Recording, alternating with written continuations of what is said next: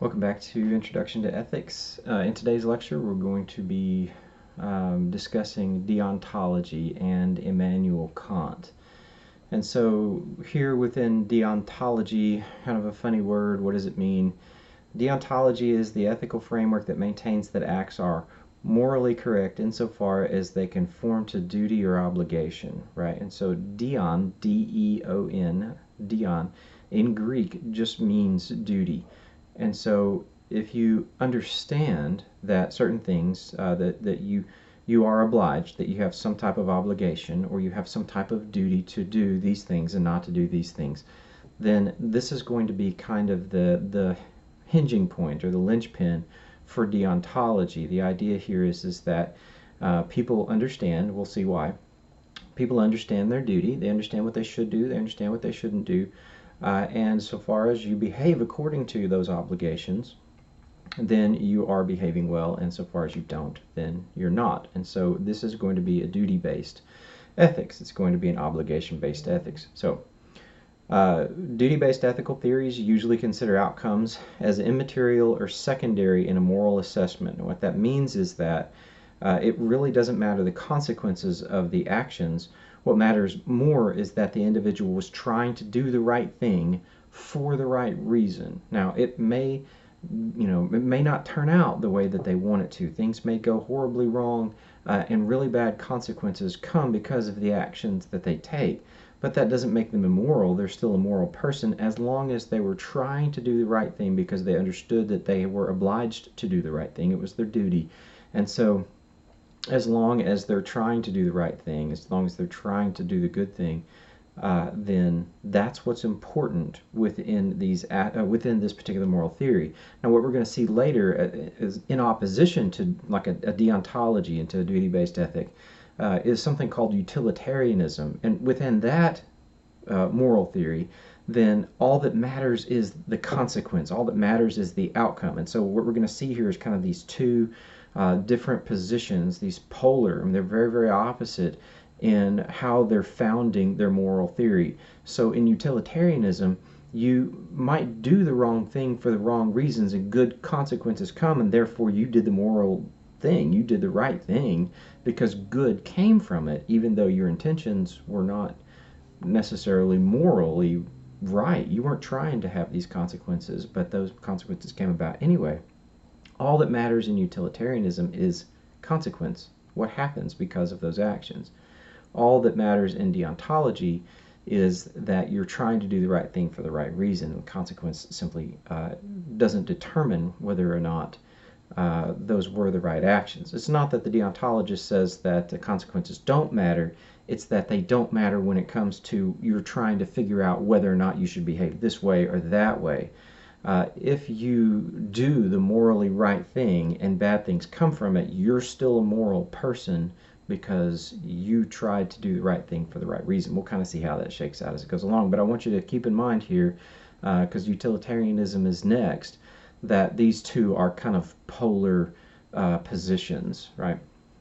Okay, so a reasonable way for starting to think about deontology is to consider the phrase that we should be good for goodness sake. We should keep our promises and fulfill our obligations simply because they are promises and they are obligations, not because of any particular anticipated outcomes, but simply because that's the right thing for you to do. You are obliged. It is your duty. You should do these things. Now, that whole good for goodness sake thing, hopefully, as I'm saying that, the song pops into your head. Santa Claus is coming to town, so you should be good for goodness sake. That's not what Kant is doing here, because there the consequences of doing good for the sake of goodness is that you get presents. And in this case, Kant is saying that's a consequential based understanding of morality. And in this case, no, you should be good for the sake of goodness. Why? Because you should be good. It's part of what you should do. It's part of your duty. It's your obligation, both to yourself and to your community, loved ones. Can have broad-reaching implications. There are three key elements to deontology. First, how we arrive at a moral decision is entirely rational, right? It's completely going to be based on logical, rational thought. And we're going to see here with Kant that he's trying to come up with this type of way of founding morality, so that its foundation, remember we keep looking for that foundation, really just is rational thinking. In that sense, in the sense of using rational thinking, we can work out what the right thing is to do, much like we can work out a mathematical proof, and then you just simply appeal to that evidence and to rational thinking. And so what's going to be the foundation for morality? Rational thinking. Second, the process can be worked out ahead of time, just like a mathematical equation can be worked out ahead of time, and you can understand it as being useful before you actually begin to use it. So Kant is going to say that you can work out moral choices and what you ought or ought not do before you get into them, because they're like math, and therefore you can work it out ahead of time. And third, it's based on respect and purity of motives, not on the desirability of the effects or the results that are going to come about because of those actions. And that's what we were saying earlier about consequences are inconsequential. Consequences don't matter when you're talking about deontology. Again, they matter. Kant's not going to say that, that they're inconsequential. What he's going to say is they don't matter when it comes to the fact that here's how you make a moral decision. You don't consider the consequences. It's that you make the moral decision based on the fact of these rational things are the case, and you want to maintain your goodwill, and therefore this is what you ought to do in these circumstances. It might bring about some type of harm. We'll kind of see how this starts to play out as we move along. But in this case, what you should do is behave according to your obligation, according to your duty. Okay, that's how you make moral decisions. What's my responsibility in these situations? Not what are the consequences, but what's my duty or responsibility in this situation. All right, so the key figure in deontology is Immanuel Kant. It's K-A-N-T. It is pronounced Kant. It's not pronounced Kant. Not even in Arkansas or Oklahoma. We don't say Kant. It just is Kant. His dates are 1724 to 1804, kind of give you an idea of about the frame of his life. And so if you've got any kind of history in your head, kind of stick him in that time frame.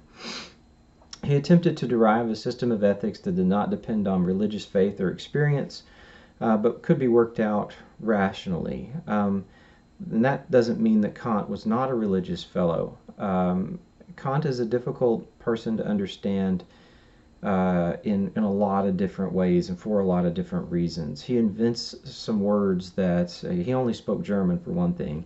He only writes in German, and so translating him into English is also just a difficult thing. He invents some words, and sometimes you get that kind of different translation. If you've ever studied foreign languages, getting an exact interpretation is sometimes difficult, not impossible. It's just that the topic that he's writing on is also very, very, he's just a difficult person to understand. There are many, many individuals who have studied for them for an entire lifetime, and they're still not sure that they fully understand what Kant is doing. And he is brilliant. And that makes him harder to understand. Right, so that's not to say that Kant was not necessarily a religious individual. It seems pretty obvious that Kant believes in some type of deity. Exactly what that deity is seems to be unclear. It seems pretty clear that he's not an atheist, but it's hard to say exactly where he lands. And here we also have to remember that these are living people who walk around for decades on the planet, and as they age, their ideas change. So think about yourself for just a moment. Even if you're younger and maybe you're around 20, the things that you believe now at whatever age you're at, think back 10 years ago, and I guarantee you some of your ideas are changed, or at least are modified. Some of them are better, they're fuller understanding of the world around you, and some of them are perhaps not fully developed. I mean, maybe you're 80, and if you're 80, think back 40 or 50 years ago, haven't your ideas changed? The answer is going to be yes. Well, Kant, we sometimes when we have these historical figures, we put them into a place in history, and we think of them as being in cement. And that's a wrong way of understanding somebody. As you read these different individuals, you see them mature, you see their ideas change and develop over time, and so their writing will change and develop over time. I was talking to my parents yesterday about Mark Twain and his writings and how you see him developing and his ideas about the world around him and the way he changed from his youth into his older years, and you can see the way his writing changes. And so we have to let these people be real, living, breathing people and kind of fluid. And so, with Kant and his religious concepts, it is hard to pin him down, but part of that just is the fact that we all change as we grow and learn and mature. And so I'm not going to say where Kant lands or what Kant's religious perspective is, because I think it changes. I think he moves around like most of us kind of move around in the way that we understand different things within the world. But I do say that he doesn't seem to have been an atheist. He does seem to have been a theist of some sort. Whatever that was exactly, I'm not certain. So it's not that he's trying to get rid of religion, and in fact we'll see in one of the very famous quotes that he gives, that he's considering some ideas within religion, at least the idea of God, as being very, very useful and important when it comes to morality. We'll see it when we get there. Yes, so he's looking for something that's not going to be based on faith, it's not going to be based on religion, it's going to be based on rationality. This would give it the force of a logical proof as opposed to being contingent on particular facts of the case. And so it's not going to be just the different situations. He's not going to be using situational ethic. Remember, the consequences don't matter. What he wants is to come up with some types of rules that will govern our actions in whole. And so not situational, but instead these things are wrong based on for these logical reasons. These things are wrong, and they're always wrong in all situations. So for example, don't lie is going to be one of Kant's rules, and it's going to be what he calls a categorical imperative or a universal. So don't lie, never lie, right? And under any circumstances. So we'll see why he says that when we get there. Both his general philosophy and ethics are complex, but they have elegance and elaborate mechanisms. And if we accept his basic axioms, we can kind of see what he's doing, and it will be pretty straightforward. Even though he's very, very complicated, once you get into the bones of what he's doing, you can see why he's doing what he's doing. And it's useful, it's helpful, it's some brilliant insight. It's going to be very useful for us as we're developing humanity is developing its moral understanding.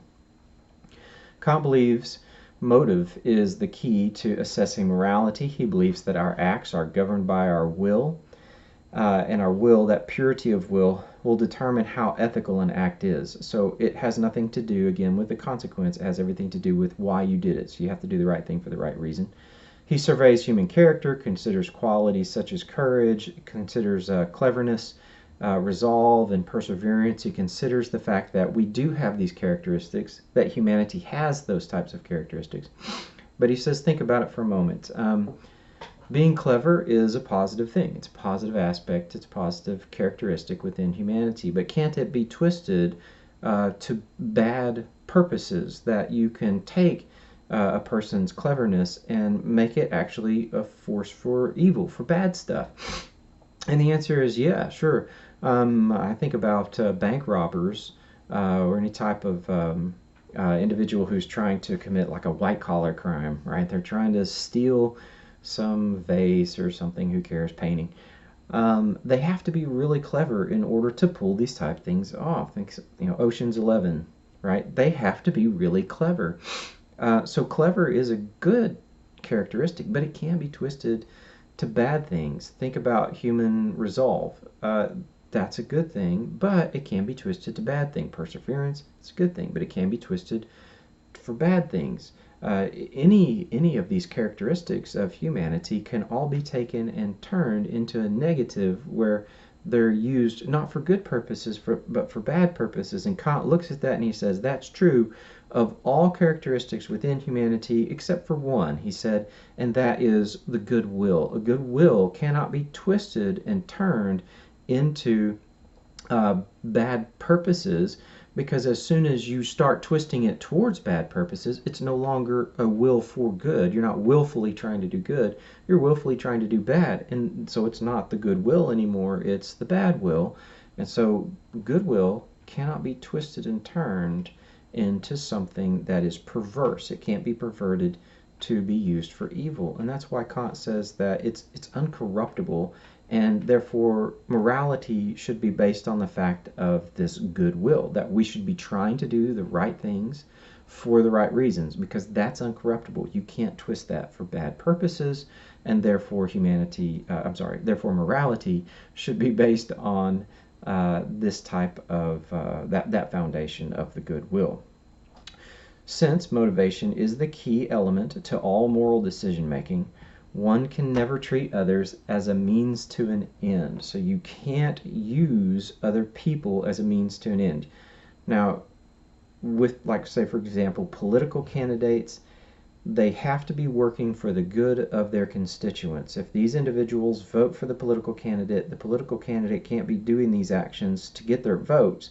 They have to be doing the right thing for the right reason, and so they have to be trying to do the good thing, to truly be trying to help the people who put them into office. And so you have to be doing the right thing for the right reason. You can't do it just to get the votes, to keep your job. You have to be doing it for the right reason. People can't simply feed the hungry.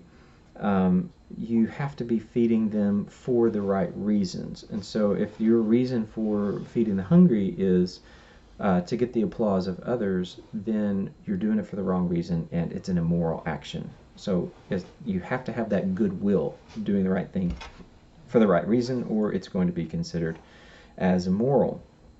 This goodwill, this idea of doing the right thing for the right reason, leads Kant to what he called the categorical imperative. And here's the imperative, and then we'll try to figure out what this means, right? Kant said that you should always act in such a way that the maxim of your action can be willed as a universal law of humanity. Now, what that means is that with every action that you take, it's morally good if you could will that all humans in that circumstance would behave in the same way. And so if you're doing something and you wouldn't want every human in that situation to do the same thing, then you shouldn't do it. It's universal to all humans. So say, for example, that you are running low on paper at home, and so you take, a bundle of paper from the office. If you can't will that all humans do what you're doing at this point, then your actions are immoral.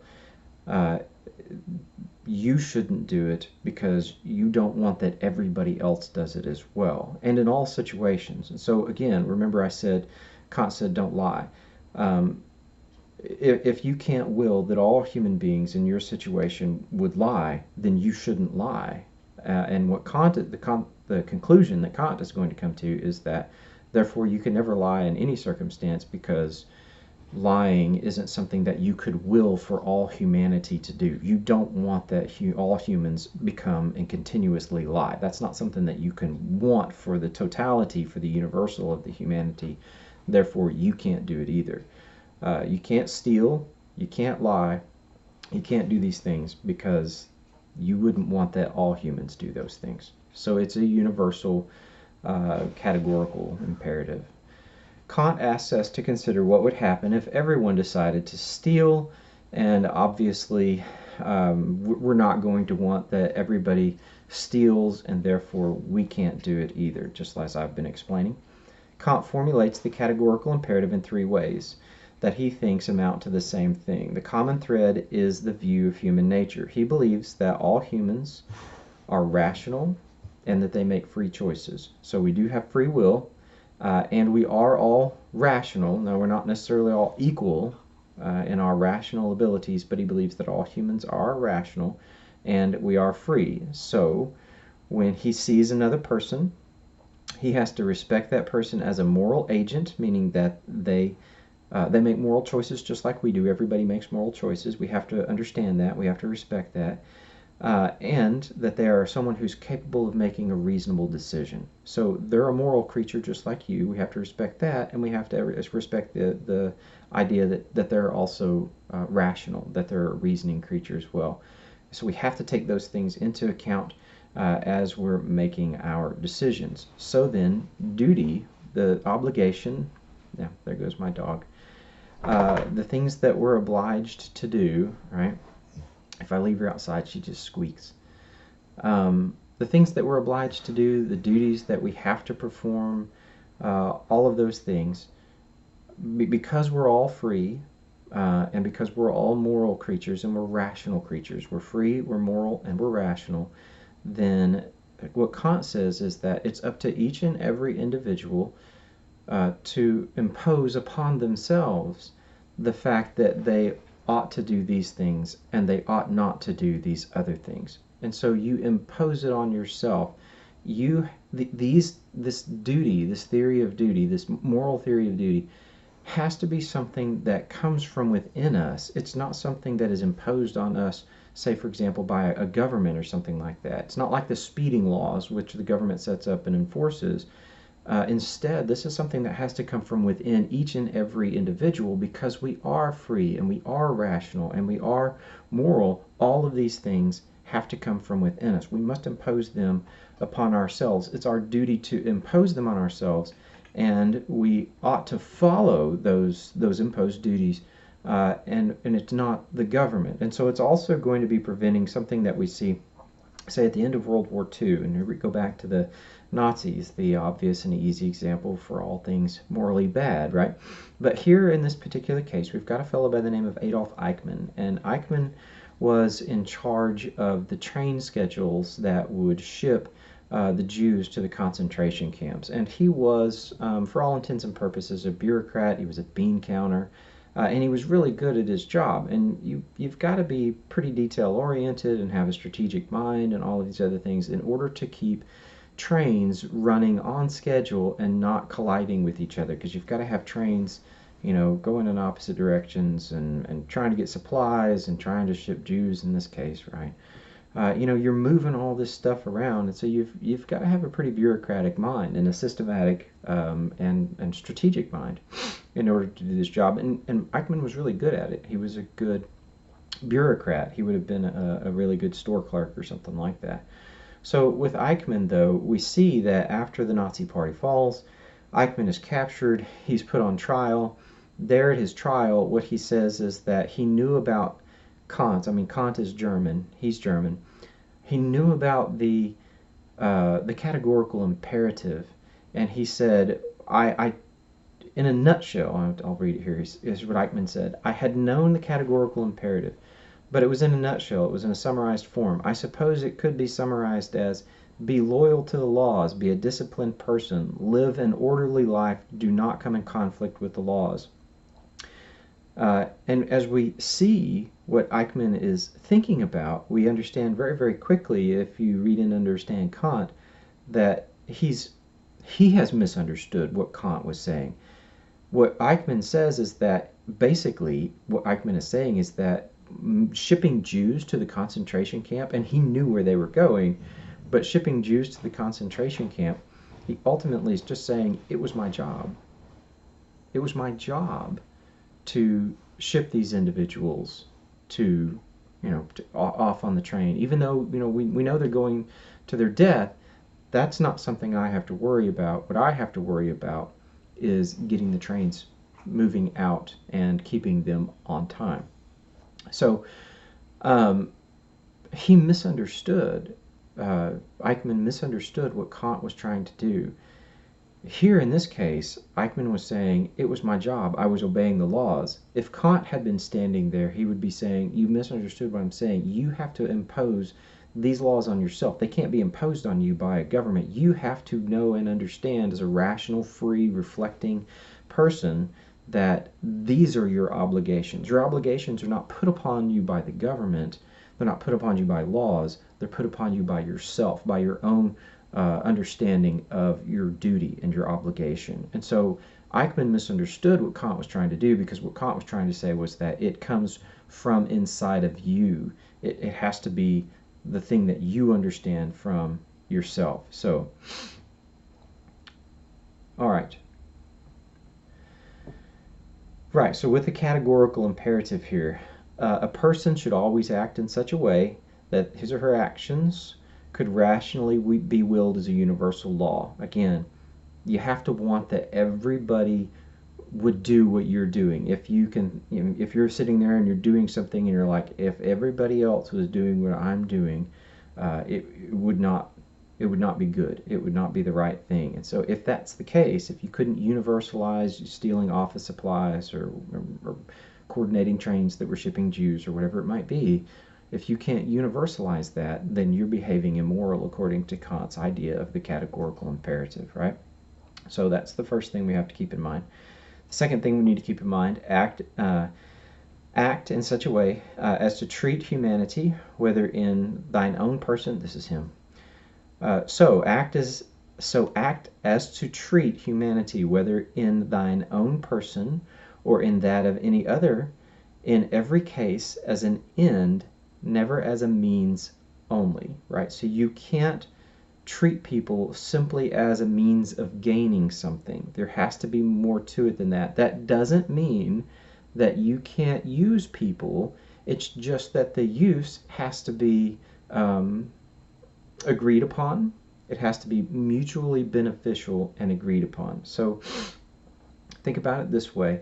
I have a job, and the place where I work, my company uses me in order to achieve an end. It uses me, but I give it permission to do that because I use them in return. I'm using them as well because I'm trying to achieve the means of survival. I'm using them for money.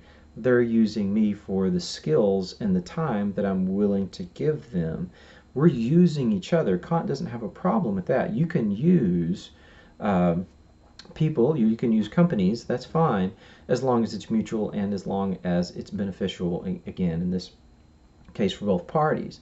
And so you just can't take someone and use them to achieve something over here that you would want to achieve, and they're not doing it willfully, and they're not getting something back from it either, right? And so it's a matter of mutual usefulness in this case. So we have to treat humanity as more than just an end, as a means to an end. Okay, the third thing that we need to keep in mind here is that ethical people should always act as both subjects and sovereigns in the kingdom of ends. Ends being E-N-D-S, ends in this case. So what that means is that as autonomous creatures, we come to rational conclusions with regard to moral laws, and we are duty-bound to follow those laws. Now, I said we're autonomous creatures. What the heck is an autonomous creature? So in Greek, auto just means self. This is like an automobile, right? So auto means self, and then mobile means that it propels itself. It's mobile on its own. It's an auto, self, mobile, automobile. So in this case, auto means self, but then the word pneumos in Greek means law. And so we are self-lawed, and that's kind of a weird way of saying it in English. And so the better way of translating that, even though it's not literal in this case, is we're self-legislated. We rule ourselves. We make laws for ourselves, and we impose those laws upon ourselves. As we were talking about earlier, Kant says that's the proper way of things. It's not the government that is imposing these things on you. Rather, you're imposing them on yourself. So as a self-legislating creature, we come to rational conclusions with regard to moral laws. You figure these things out using your own rational abilities, and then you are duty-bound to follow what you understand as being, through your rational capabilities, what you understand to be moral. So is it moral to lie. Would you want that everyone lies? No. Then you can't lie. And once you come to that understanding, then you're duty bound to impose that particular moral law on yourself, and so you can't lie. Yeah, right. So keeping those three things in mind. Now, once a categorical imperative, once that universal thing is set, it can't be violated under any circumstance, right? So once you get the idea, don't lie, and you've set that up, the circumstances or the consequences of you telling a lie, remember, they don't matter as far as making the moral choice. Imagine that you're put into a situation where lying might save someone else some type of discomfort or save them from harm. Doesn't matter. Why not? Because the categorical imperative here, Kant says, is that you don't lie. You can't lie.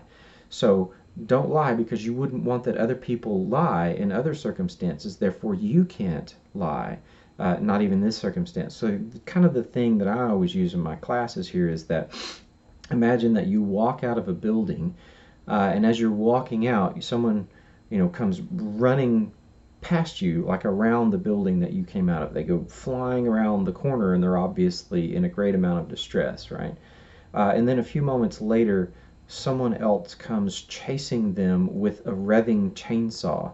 And that person with the chainsaw looks at you and says, which way did they go?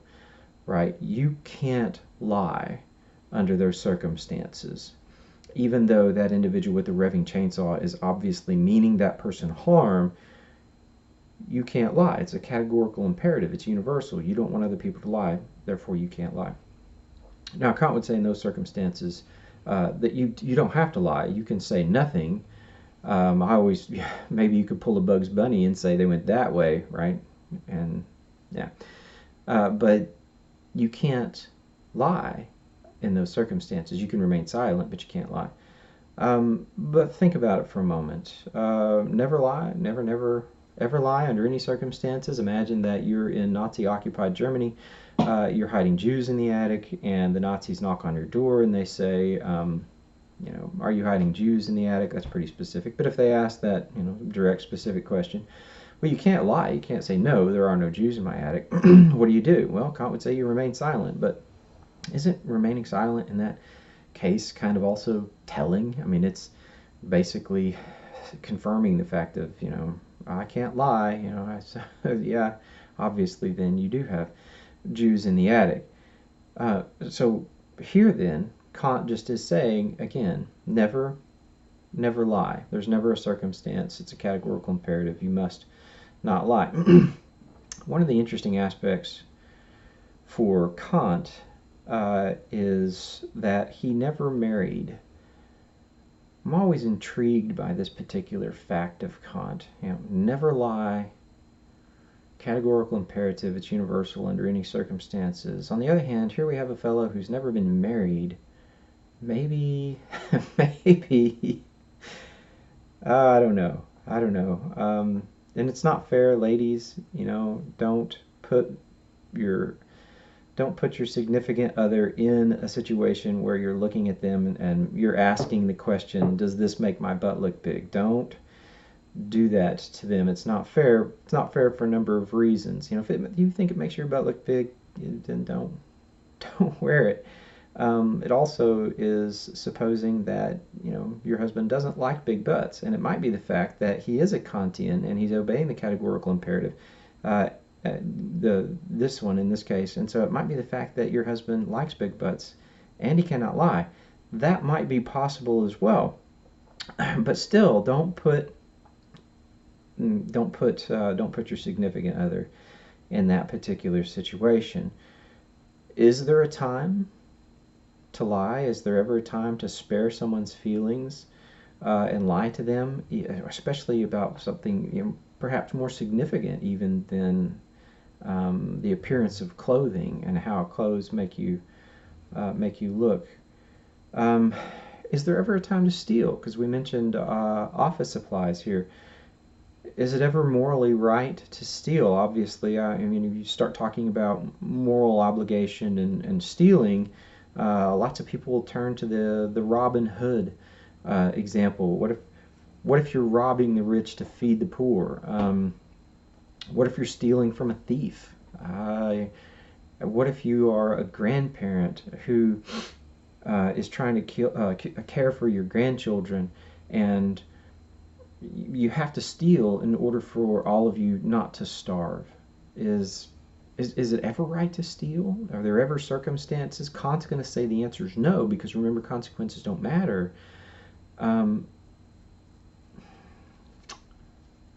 Therefore, starve becomes a very, very difficult aspect within Kant in his categorical imperative. Is it ever right to steal? Is it ever right to lie? Kant's going to say no with the categorical imperative, because what's fair for one person is fair for all people, and what's universal for one should be universal for all. If you can't will that other people would steal in your circumstances, then you can't do it. If you think it would be wrong for someone else to do it, then it's wrong for you to do it. So with Kant's categorical imperative, it becomes a tricky thing.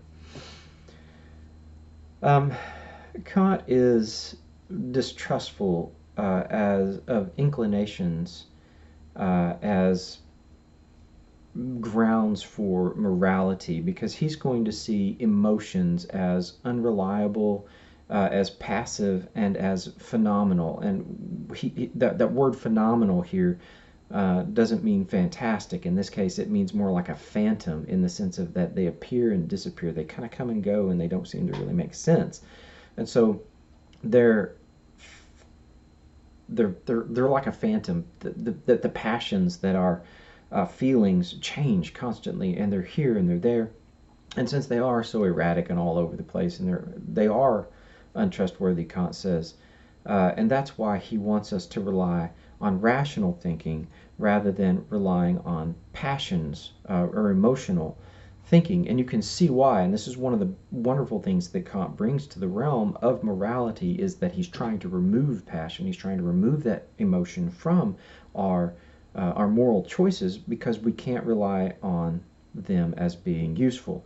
One day, a judge sitting on the bench, if he relies on his passions, may have mercy on criminals for one action, but the next day he may turn around and take a different emotional approach because of something that happened to him in his own personal life that day,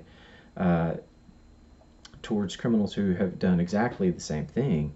But if he relies only on his emotion, then it's going to be inconsistent, and it's going to be unjust. And so Kant says, just don't use emotions at all, because they are unreliable and they're untrustworthy. So get rid of them, and when it comes to morality, and only use rational thinking. And so that's why he's going to say no emotions, just logic and rational thinking as a foundation for morality. Okay. With those things in mind of Kant and our understanding of the way he's setting up morality, its foundation, and how we should and why we should make the decisions we do, coming into a couple of weaknesses, I'm going to give you 3 weaknesses here of deontology. The first one is the neglect of moral integration. Kant pays so much attention to duty that he completely neglects the emotions, the emotional aspect of humanity. It is part of our nature. Is logic part of human nature? Yes, it is, absolutely. But remember me telling you earlier in the class that I think that humans are both logical and emotional creatures, and so we can't just take that one aspect and use it and simply set the other aside and dismiss it as unimportant or useless. That's what Kant tries to do. He's trying to remove emotion, and I think that's a mistake. It is part of humanity, and I think it helps us as much as it hurts us, and I certainly think it hurts us as well, but we need it as well. And so he just fully and completely dismisses it and tries to remove it. Since people are a combination of reason and emotion, we should take both of them into consideration when we're making moral choices. Duty does matter, but it's not all that matters. And so what we find here is a pretty classic move within a lot of systems of thinking, and I make the same mistake. Almost everybody does. We tend to latch on to one thing that we think of as the important thing, and then and we use it to try to make our decisions, not just moral decisions, but worldview decisions, all decisions about truth. Hey, this is this thing over here, and it's what really matters. And we tend to key in on that one thing or that one aspect, and dismiss others that have equal weight, that are equally as valuable. People tend to do these things. We focus on the thing that we think is important, and we exclude other things that are equally important, but we just exclude them because we're so focused on this one thing. And I think that's the mistake that Kant makes here. He dismisses emotions because he's so focused on the logical, when he needs to have both of them being used in these situations. It's important to use ration. It's important to use emotion. Both part of what make up humanity. The second weakness of deontology is the roles of emotion in moral life. Kant believed reason and will should be what is consulted when making moral choice. He thought emotions were fickle, would constantly change, which we talked about they do, making them unreliable in making moral choices. Our emotions do help us to perceive the world around us, and one of the most important aspects, and this is why this one gets its own little separate thing here, is that emotions help us to perceive the suffering of others. If we only use logic, if we only use our rational capabilities, we will understand, we'll rationally, logically see that someone else is suffering, but we won't be moved by the suffering of others, because if we've walled ourselves off from our emotions, then we might see those starving people over there, but there won't be any compunction, there won't be anything that drives us to try to help them, because we're walled off in our logical whatever. And so the idea of being able to embrace your emotions is part of what helps us to see the suffering of others, to care about the suffering of others, and then to act accordingly and to try to end that suffering. It gives to us one of the really good parts of human nature, which is compassion. And so with Kant and his logical leanings and trying to remove emotions, compassion is something that is removed. And within moral systems, it seems that compassion is a very, very important aspect of what we should have as part of who we are, that we want moral decisions also to be based on compassion for others, because we witness their suffering, we understand that we also suffer, and since we suffer and they suffer, and we're trying to minimize that. Well, Kant seems to, with his theory, a lot of that would be dismissed, and I think that's a big step back within this system. Kant gives us some good stuff. It's like all the other theories. He gives us some really good stuff, but there seems to be some backlash or some negative that comes if you accept this system as just the system. These are some of the problems you'll face. The third weakness of deontology, the place of consequences in the moral life. While Kant realized consequences are not all that counts, he failed to realize that they do count. Just because a person's following their goodwill, if they are following their goodwill, like say again with the Nazis, they might be following that goodwill, and they're not lying, they're obeying that categorical imperative, but the consequences of that could be that the Jewish family in the attic is discovered and executed. Well, those consequences, they matter when it comes to making moral decisions, and so maybe it is the right time to tell a lie at that point, because the consequences are so drastic.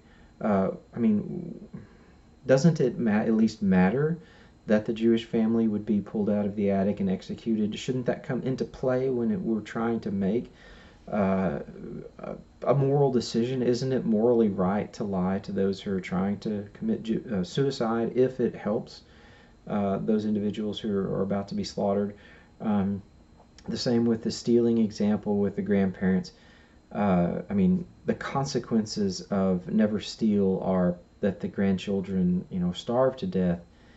Don't those consequences matter? Shouldn't they come into the moral discussion? Shouldn't they fall on the scale? And shouldn't they have some weight when it comes to whether or not you should or shouldn't steal. Kant says no, but consequences do matter. Again, he moves to an extreme here, and he seems to dismiss something that that certainly should be taken into account. So the goodwill definitely matters, but it seems that consequences should matter as well.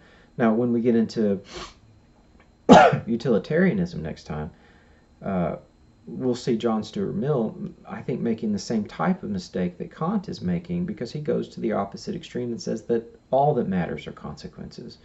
And so, again, these are those two polar extremes. And so I think perhaps there's a balance between them. And if we understand deontology and its good aspects, and utilitarianism and its good aspects, and then somehow we can figure out how to balance both the logical, the rational, and then also the consequences, and maybe we can find something that works to help us to try to make moral decisions as we move through life. So, again, that kind of extreme position seems to be part of what happens, that somehow Kant seems to not take them into account. And I think that's a big step back for deontology, for any moral system in that particular case. But it seems the consequences really do and should matter. A couple of things that I wanted to give to you to think about, and this isn't anything that you need as far as like the grades and whatever, but this is something I like to give to my students and have the discussions. One of the things I miss about not being in a classroom here or online, because I always sit down after these types of lectures and I say, what is it in your life? Think about the rules that govern you. Use this time to reflect on yourself, to reflect on the rules that you have in your life that govern your life. Because remember, Kant is going to be very rule-based, and so don't lie, don't steal. Think about your life and the important rules that you have set up for yourself. What are those rules? What are some of the most important rules? And so for me, for example, one of my most important rules is family, right? And so we take care of family, and that's one of the rules that I live by. And then the second question here, just if I was in the classroom, we'd be hitting pause. I'd be taking people, hey, what's your answer? What's your answer? So take time, reflect on this for yourself as well. The second question that I ask is, what are the most important rules in your family? Thinking about the way your family functions, what are the most important things that you do and don't do? Say if you're at grandma's house or something, what is it that you do or don't do that's really, really important? Or in the holidays, what is it that you do and don't do that's really important? Kind of reflect on that for a few minutes and kind of see those important rules in your life. And then also the final one here, as you've gotten older and as you've developed and become more of your own person, are there any rules, like within your family, that you have rejected? Or are there any new rules that you've adopted? Perhaps you've started your own family and that you've adopted new rules, and my family's going to function this way, and you've adopted new and important rules. What type of rules have you looked at now as you've begun to grow and as you've begun to become more and more of a thinker? You're taking the world around you and you're beginning to make it into your own world. You're beginning to think your own thoughts, not just behaving according to what your parents teach you and tell you. What rules have you accepted, or what rules have you changed or adapted or thrown out? What kind of changes have you made? Again, just something for you to kind of think about and reflect on for yourself, to see what is important to you. Remember that iceberg, and remember the truth, that foundation that hopefully is truth, that value, and then the actions that are based on those truths and those values. If you can see the rules, if you can look at the rules that you have for yourself, these are the things I live by, you can figure out what it is that you value. And if you can see what it is that you value, and this part's the important part here, you'll know where to spend your time. What's valuable to you is what you do spend your time on, or it's at least what you should be spending your time on. For me, what's valuable to me is family. Therefore, I spend my time on family. Not necessarily in the same room with them, but I'm thinking about what I'm doing so that when my wife comes home, we can have valuable quality time together. Or with the kids. You know, for them, I'm doing these things so that the life that we can have looks like this. So what I consider to be valuable to my family, therefore I spend my time doing things that hopefully will bring uh, the ability to flourish to my family. What it does also is it takes away things that are insignificant and not important for me and my family. So I don't spend my time watching cat videos on YouTube. It's not that cat videos on YouTube aren't particularly entertaining, and I've watched some, but I don't spend hours of my day watching cat videos because it's not bringing anything valuable to my family. Now, if my family's sitting there watching a cat video and we're all having a good time laughing about the cat, that's tremendous. That's okay. But I'm not going to spend 8 hours on Facebook, uh, trying to make a page look particularly right or whatever, and I stink at Facebook, but I'm going to spend my time in a way that is useful and constructive for the things that I consider to be valuable. If you'll sit and think about the rules for your life, you'll figure out what's valuable for you, and then hopefully you can structure your life around the fact that these things are valuable to me and to my family. And if you do that, you'll have a more meaningful life. And that, I think, is the real purpose of taking anything like a philosophy class or an ethics class or anything like that, is to try to have a better, more focused life so that when you come to the end of your life, whatever that looks like for you, you'll be pleased with what you have done and what you've accomplished. You'll have spent your time well. So take some time, think about it, reflect on those things, and hopefully it will help you see a little bit more about yourself and what you want for your life as well. And I will see you next time.